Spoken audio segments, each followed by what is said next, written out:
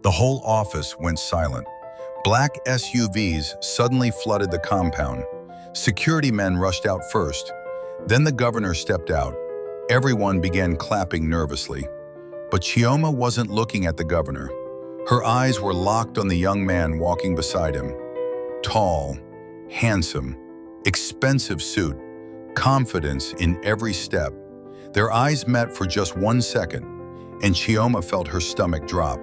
Because 7 years ago, she had humiliated that same man in front of the whole school. Back then, he was just a poor village boy. Today, he was being introduced as the governor's son, and Chioma suddenly realized something terrifying. He had come to the exact company where she worked. 7 years earlier, in a small village in Anambra State, Chioma was the girl every boy dreamed about. Beautiful, confident, and extremely proud. In secondary school, she ruled the social circle. If Chioma liked you, everyone liked you. If Chioma mocked you, the whole school laughed. And unfortunately, there was one student she loved mocking the most. Emeka, the quiet village boy. He wore the same faded uniform almost every week. His shoes were cracked. His school bag looked older than him. But Emeka had one thing nobody could compete with: his brain. Every exam result placed him at the top, first in class, every time. Teachers admired him, but many students secretly hated him. And Chioma? She thought he was just a poor boy who didn't know his place. One hot afternoon after school, Emeka finally decided to do something brave. He walked toward Chioma and her friends under the mango tree. His heart was racing.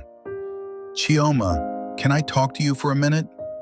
Her friends exchanged looks and giggled. Chioma folded her arms. "What is it?" Emeka took a deep breath. "I just wanted to say, I really like you." For a moment, everything was quiet. Then suddenly, Chioma burst into laughter. A loud, cruel laugh. Her friends followed. "You like me?"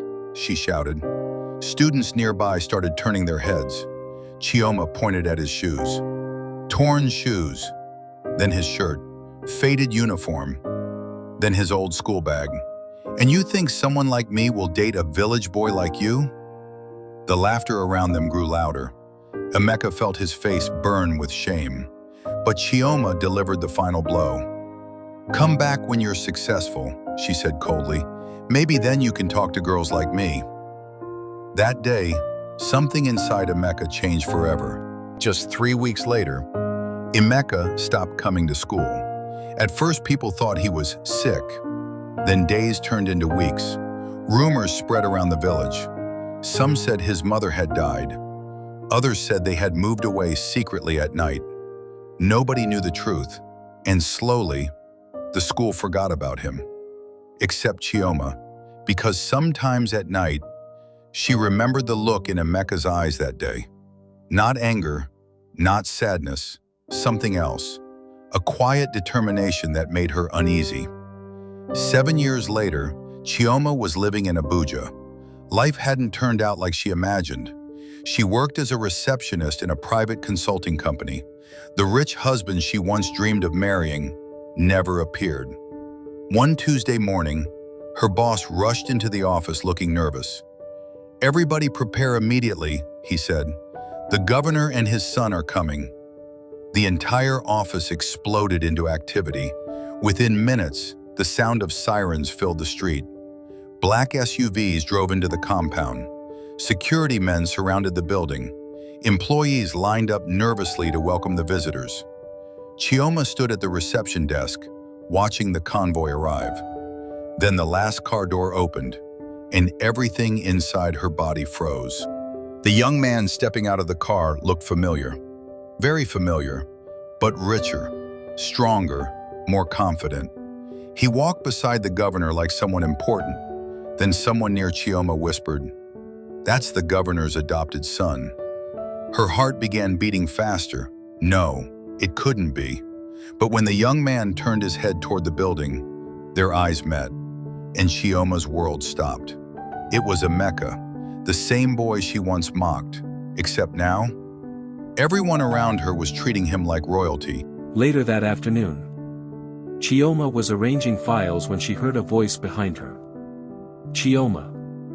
Her heart skipped. She slowly turned around. Emeka stood there. Up close, he looked even more confident. "I didn't expect to see you here," he said calmly. Chioma struggled to speak. I didn't know you were the governor's son," he finished.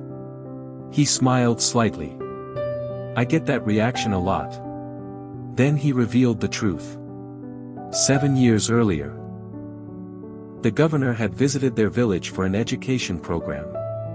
When he saw Emeka's academic records, he was amazed. He sponsored his education abroad, eventually adopting him as his son. Emeka studied in London, graduated top of his class, and now he had returned to Nigeria. Chioma felt shame crawling through her chest. "I'm sorry," she whispered, "for what I did to you." Emeka looked at her for a long moment. "You know something strange?" Chioma looked up slowly. "That day you mocked me. It hurt more than anything in my life." Her eyes filled with tears. "But it also changed me," he continued. "I promised myself nobody would ever look down on me again." Chioma wiped her tears. "I was arrogant back then."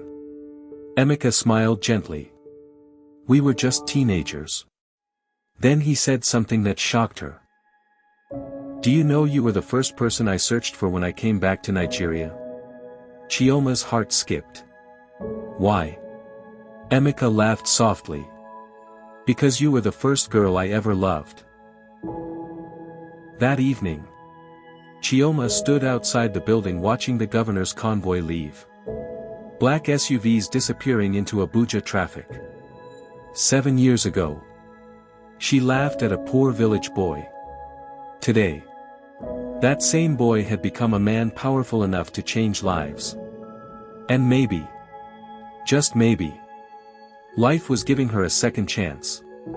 Because sometimes, the people we underestimate the most are the ones destiny is secretly preparing to shock the world.